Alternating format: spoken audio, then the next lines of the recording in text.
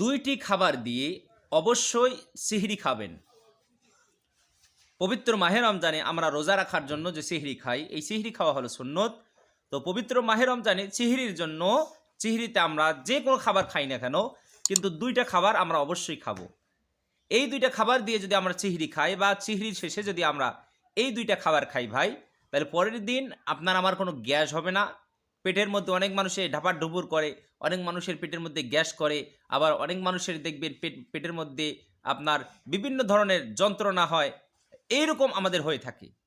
তো আমরা যদি দুইটা খাবার দিয়ে যদি আমরা সেহরি যদি খাই, তাহলে আমাদের পরের দিনের রোজাটা আমাদের সুন্দর হবে, ভালো হবে, আমাদের কি হবে না, কোনো ক্ষতি হবে না।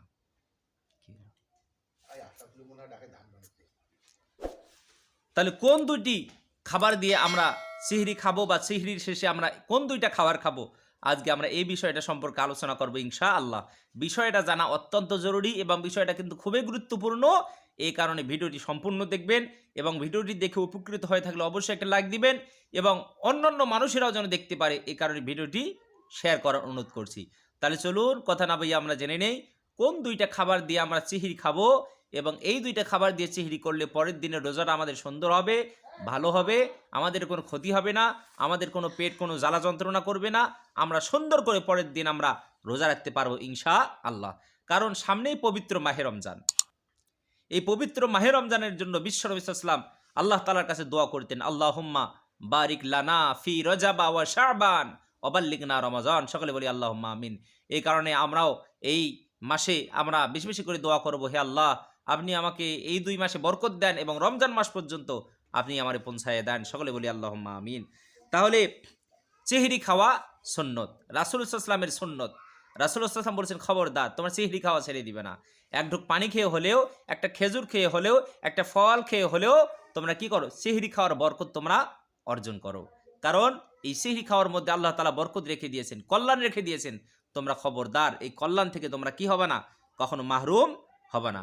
আপনার সেহরি খাওয়ার সময় আপনার ক্ষুধা লাগুক আর না লাগুক, আপনার সেহরি খাওয়ার ইচ্ছা হোক আর না হোক, ধরেন আপনার পেট ভরা আছে, আপনি তারাবি নামাজ পড়ে যাওয়ার পর আপনি অনেক খাবার খাইছেন, আপনার পেট ভরা আছে। অনেক মানুষ বলে যে খবরদার আমার সিহরিতে ডাকবা না, আমি সিহরিতে কোনো খাবার খাবো না, এই খাবার দিয়ে আমি পরের দিন রোজা রাখবো। আবার আপনার খাওয়ার ইচ্ছা হোক আর না হোক, ক্ষুধা লাগুক আর না লাগুক, অবশ্যই অবশ্যই আপনাকে সিহরিতে যে কোনো খাবার আপনাকে খেতে হবে। একটা বিস্কুট খান, আপনি একটু চা খান, বা আপনি একটু পানি খান, বা একটু শরবত খান, বা একটা ফল খান, তারপরে আপনাকে সিহরি খেতে হবে। কারণ এই সিহরির মধ্যে আল্লাহ তাআলা কি রেখে দিয়েছেন, বরকত রেখে দিয়েছেন। এই সিহরি খাওয়া আমাদেরকে কখনো ছেড়ে দেওয়া যাবে না। যারা সিহরি খায় এদের উপর আল্লাহ তাআলা রহমত বর্ষণ করেন এবং ফেরেশতাগণও রহমতের জন্য ওই মানুষগুলোর জন্য দোয়া করতে থাকেন। সুবহানাল্লাহ সুবহানাল্লাহ। এবং এই সিহরি খাওয়া হলো সকল নবী রাসূলগণের সুন্নত। শুধু এটাই নয় আমার ভাইগণ, বন্ধুগণ আমার, অন্য অন্য ধর্মের মানুষেরা তারা যে রোজা রাখে তারা সিহরি খায় না, আর আমরা মুসলমানরা রোজা রাখি, এর জন্য আমরা কি খাই, সিহরি খাই। সুবহানাল্লাহ। তাহলে কোন দুইটা খাবার দিয়ে আমরা অবশ্যই আমরা সিহরি খাবো, বা সিহরির পরে আমরা এই দুইটা খাবার আমরা অবশ্যই খাবো। প্রথম নম্বরে 1 নম্বর হলো খেজুর। আমরা যে কোনো খাবার খাই না কেন সিহরিতে, তবে আমরা অবশ্যই অবশ্যই আমরা খেজুর খাবো। কেননা সিহরিতে এই খেজুর খাওয়া হলো সুন্নত, বিশ্বনবী সাল্লাল্লাহু আলাইহি ওয়াসাল্লামের সুন্নত। দাউদ শরীফের 1347 নম্বর হাদিস, রাসূলুল্লাহ সাল্লাল্লাহু আলাইহি ওয়াসাল্লাম বলেছেন, মুমিনদের জন্য খেজুর কতই না উত্তম সেহরি। সুবহানাল্লাহ সুবহানাল্লাহ। তাহলে আমরা যারা মুমিন, আমাদের জন্য খেজুর কতই না উত্তম সিহরি। অবশ্যই অবশ্যই আপনি আমি সিহরিতে যে কোনো খাবার খাই না কেন, আপনি আমি অবশ্যই অবশ্যই সিহরি খাওয়ার শেষে অবশ্যই আপনি আমি 1টা বাড়ি 2টা বাড়ি 3টা বাড়ি আপনি আমি কি খাবো, খেজুর অবশ্যই আমরা খাবো। এটা বিশ্বনবী সাল্লাল্লাহু আলাইহি ওয়াসাল্লামের সুন্নাত। দ্বিতীয় নম্বরে যে খাবার আমরা সিহরিতে খাবো, যে খাবারটা খেলে আপনি আপনি আশ্চর্য হয়ে যাবেন, কারণ আমি নিজেই পরীক্ষিত এই খাবারটা খেয়ে। হ্যাঁ, আমি নিজেই সুফল পেয়েছি, যেটা আমাদের উত্তরবঙ্গের মানুষেরা যেটা করে না।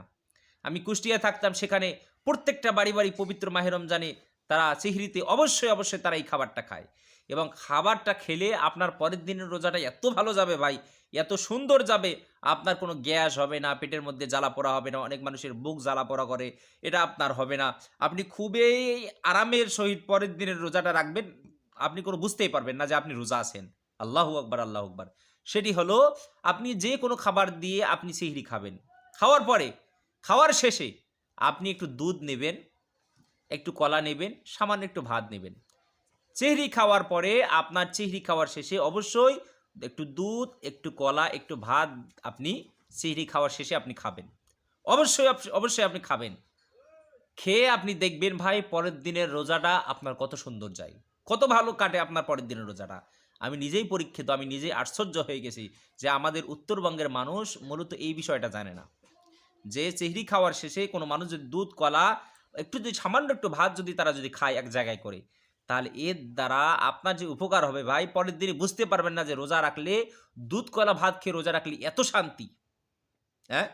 এই ২ টা খাবার দিয়ে ১ নম্বরে হলো খেজুর আর ২য় নম্বরে হলো দুধ, কলা তার সাথে একটু ভাত দিয়ে আমরা সেহরিতে অবশ্যই, অবশ্যই আমরা খাবো। খেলেই বুঝতে পারবেন যে আমি কতটা গুরুত্বপূর্ণ, কতটা উপকারী মেসেজ আপনাদেরকে দিয়েছি। এই কারণে সেহরিতে যে কোনো খাবার খাই না কেন আপনি আমি মাছ দিয়ে খাই, গোশত দিয়ে খাই, তারপরে শাকসবজি যেটাই আমরা খাই না কেন অবশ্যই, অবশ্যই আমরা সেহরিতে এই ২ টা খাবার আমরা অবশ্যই খাবো। আর খেজুর খাওয়া তো সুন্নত। বিশ্বনবী সাল্লাল্লাহু আলাইহি ওয়াসাল্লাম বলেছেন খেজুর কতই না উত্তম সেহরি। সুবহানাল্লাহ। এই কারণে এই ২ টা খাবার দিয়ে আমরা অবশ্যই, অবশ্যই সেহরি খাবো। রব্বুল আলামিন আমাদের সবাইকে প্রত্যেকটা কথা বুঝার তৌফিক যেন দান করেন। বলি আমিন।